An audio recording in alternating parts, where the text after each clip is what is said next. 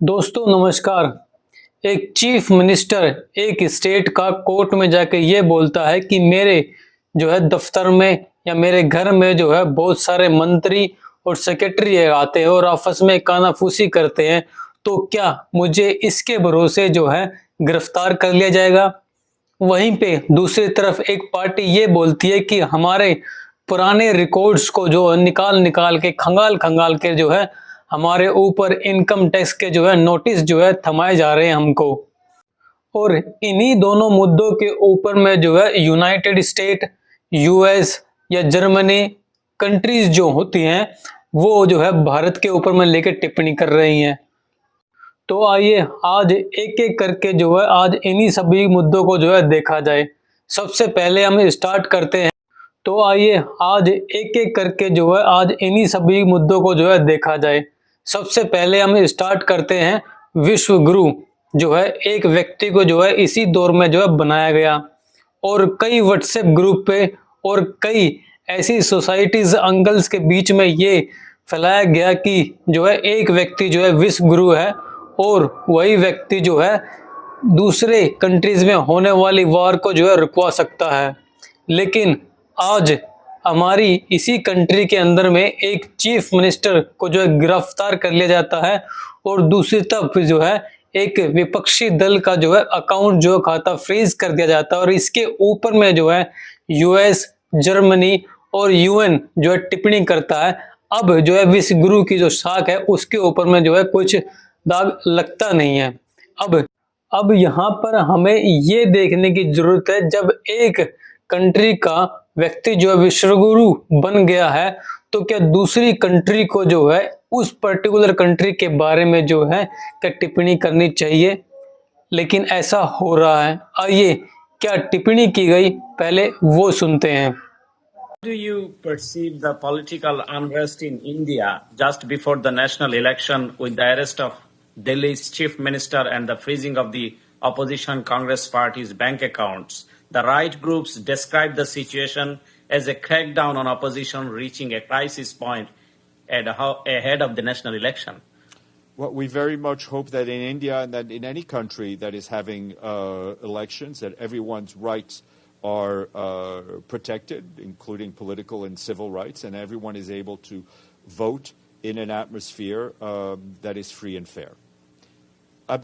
अब यहाँ पर यूनाइटेड नेशन का ये कहना था कि जिस भी कंट्रीज में इलेक्शंस हो रहे हैं या होने वाले हैं उस सभी कंट्रीज में जो है पॉलिटिकल और सिविल पीपल्स का जो है राइट्स का और फंडामेंटल का जो ख्याल रखना चाहिए और जितने भी इलेक्शन हो रहे हैं वो फेयरली जो है इलेक्शंस हो। अब इसी के आगे जो है हम बढ़ते हैं एक अलग मुद्दे के ऊपर में, जो कि है अरविंद केजरीवाल को लेके। कल जो वीडियो मैंने आपके सामने लेकर के आया था कि अरविंद केजरीवाल ने ये पर्टिकुलर जो है खुलासे किए कोर्ट के अंदर में, आज उसी को लेके जो है एक वीडियो सामने आई। आइए सुनते हैं वो वीडियो में क्या कुछ था। मेरा ये केस 2 साल पहले से 1.5 से पौने 2 साल से चल रहा है। 17 अगस्त को 2022 को सीबीआई की पहली केस फाइल हुआ था और 22 अगस्त 2022 को पीसीआर फाइल हुई थी ईडी में। मुझे गिरफ्तार किया गया है। ना तो किसी कोर्ट ने मुझे दोषी करार दिया है, ना मेरे ऊपर कोई मुकदमा चला है, ना मेरे ऊपर कोई आरोप तय हुए हैं, ना मेरे ऊपर कोई आरोप नहीं है।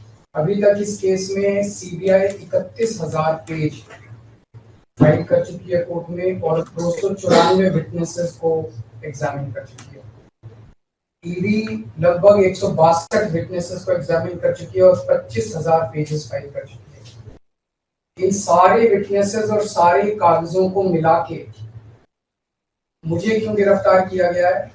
मेरा नाम सीधे सीधे 4 स्टेटमेंट्स में आता है, वो मैं आपके सामने रखने की ज्यादा चाह रहा हूँ। तो मेरा चार्ज क्या आता है? पहला, सी अरविंद मनीष सिसोदिया जी के सेक्रेटरी थे।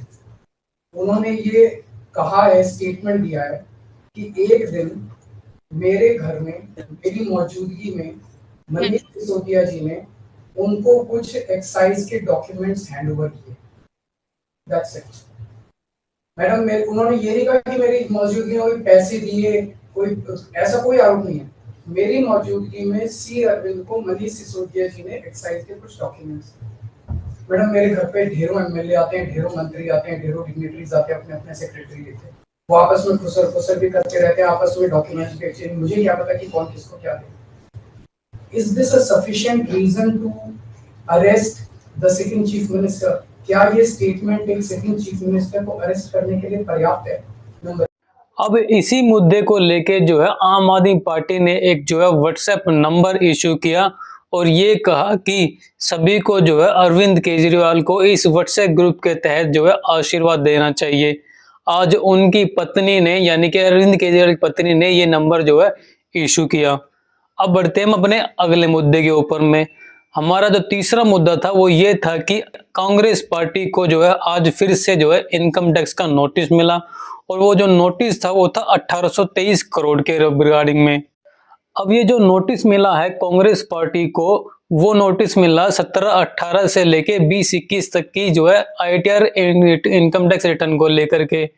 अब इसी के ऊपर में जो है अजय माकन जो है प्रेस कॉन्फ्रेंस करते हैं और अपनी कुछ ये सारी बातें रखते हैं।